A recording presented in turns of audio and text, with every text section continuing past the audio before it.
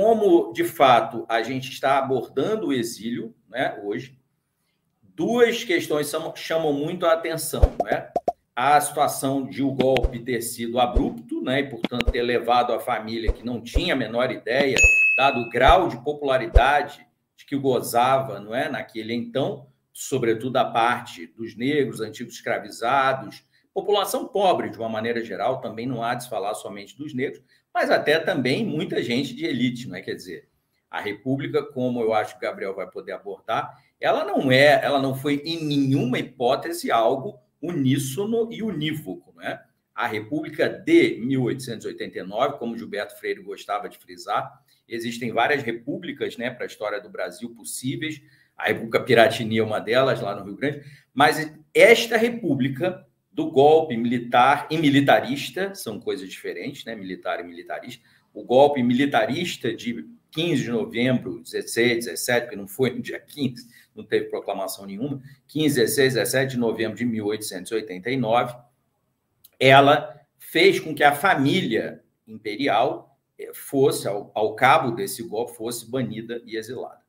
E, com isso, o Paço Isabel, que era a residência oficial de Dona Isabel no Rio de Janeiro, já que ela ainda não era a imperatriz, não é?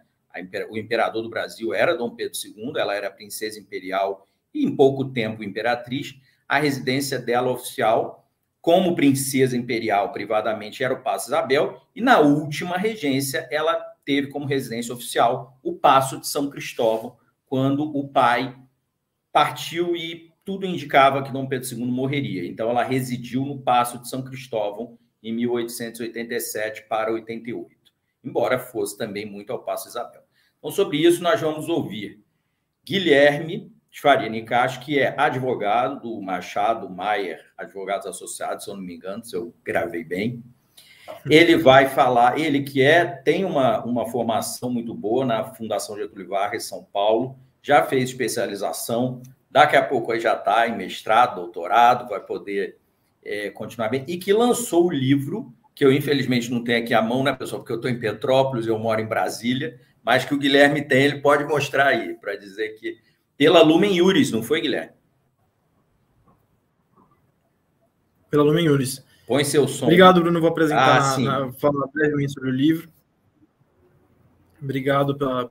Então, a Lumen Iuris, que é uma editora renomada. Obrigado ao Museu Imperial e ao Instituto pelo convite. Tá ótimo. Então, com isso, vocês vão ficar agora com o Guilherme apresentando o caso do Paço Isabel, ou Palácio Guanabara, como a gente conhece aqui no Rio de Janeiro.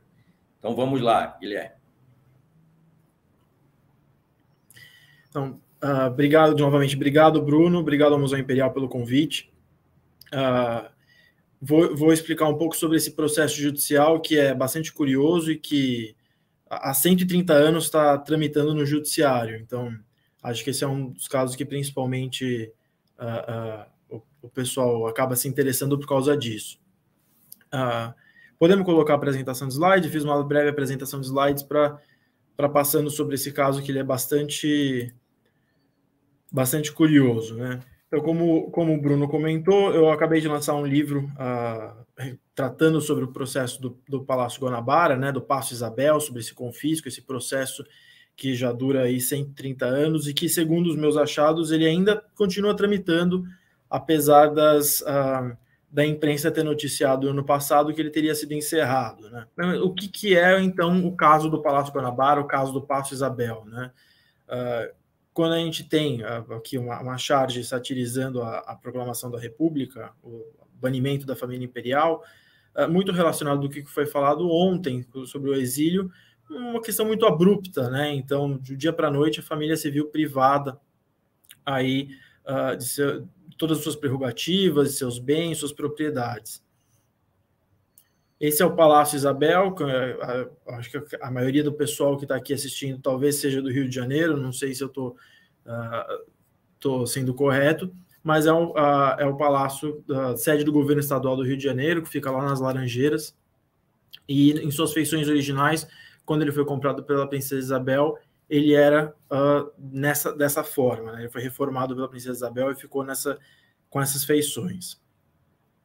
O caso do Palácio Isabel ele é interessante pelo seguinte motivo, né? O que me fez ir atrás desse caso? Ele coloca a princesa Isabel entre duas...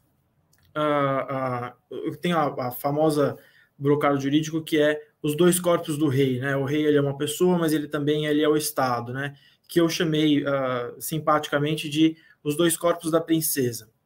Quando você tem a proclamação da República, você tem o golpe militar de 15 de novembro, logo em seguida você tem o confisco de vários bens da família imperial, o acautelamento desses bens pelo Estado, e um desses bens é o Paço Isabel, como o Bruno comentou, e ele coloca em evidência esses dois corpos da princesa, né? Então, a princesa, ela recebeu o palácio, o dote, que é o dinheiro do dote com o qual ela comprou o palácio, por uma diretiva de direito público, né? Por uma resolução de direito público da Constituição do Império, mas, ao mesmo tempo, esse bem ele entrava no patrimônio privado da princesa, né? O patrimônio, na questão de direito privado dela. Então, na condição natural, condição civil dela, como proprietária, mãe, esposa, dona de casa. Então, como o próprio nome do Congresso diz, ela é Isabel Cristina enquanto pessoa, mas concedeu princesa imperial do Brasil como condição pública, né? Condição política dela.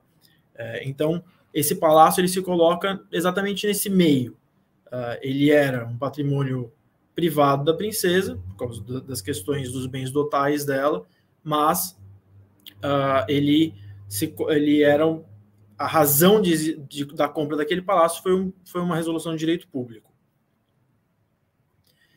Como eu comentei, o palácio foi comprado por uma resolução, por disposições de direito público, né? Então, a Constituição do Império de 1824 designava um dote às princesas, e com esse dote cessaria os alimentos que o Estado pagava para elas, e para regulamentar essa resolução, essa disposição constitucional, o Congresso, a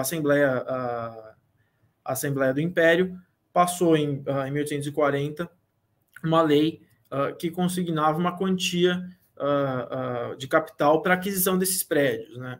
Para a questão dessa casa na qual a princesa iria habitar com seu esposo.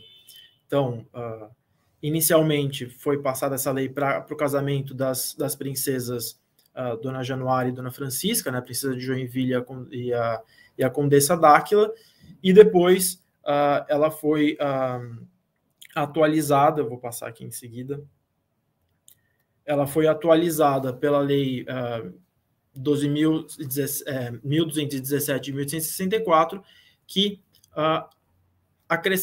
atualizava os valores daquela lei, né? Então, inicialmente se previa 120 contos de réis para a compra do palácio, depois acabou passando para 300 contos de réis.